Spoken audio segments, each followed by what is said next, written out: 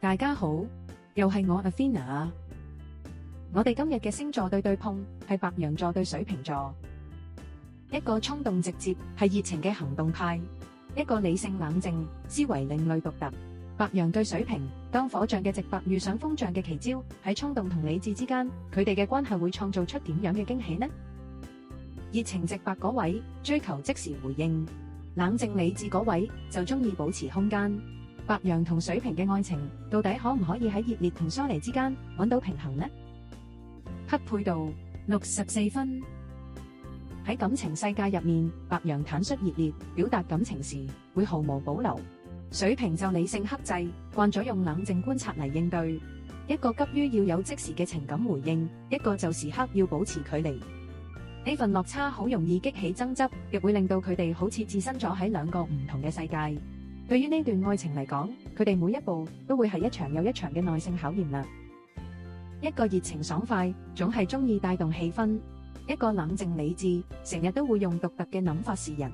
白羊同水瓶嘅友情，到底可唔可以建立到長久嘅友誼呢？投契度66分。喺友情嘅互動入面，白羊爽快直接，諗到咩就講咩；水瓶就冷靜理智，成日都會用一啲特別嘅角度去睇嘢。一個單刀直入，說話真誠；一個思維跳脫，話題新鮮。呢啲差異令到相處充滿趣味同埋驚喜，但亦都因為表達方式太過唔同，而經常會出現誤解同碰撞。對於呢段友情嚟講，不斷嘅調整同磨合，似乎已經成為常態啦。白羊衝動爽快，追求即時行動；水瓶創意十足，總係中意另闢蹊徑。佢哋喺職場上可唔可以成為高效嘅拍檔呢？合作度63分。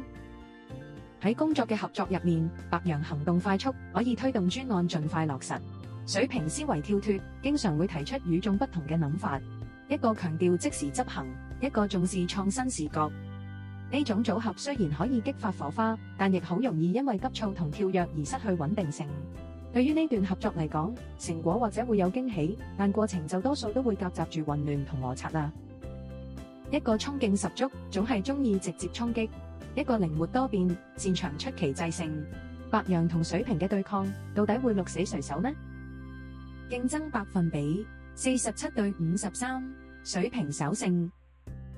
喺競爭場合裏面，白羊往往都係不假思索，率先就發動攻勢，以魄力同速度去壓迫對手，氣勢凌厲。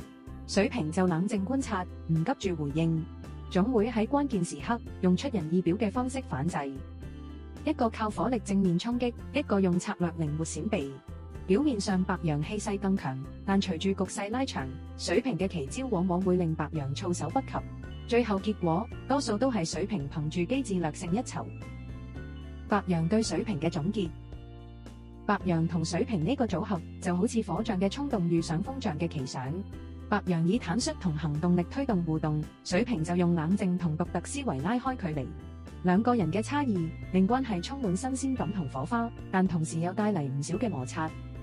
無論係愛情、友情定係合作裏面，佢哋都好容易因為步伐唔同而出現落差。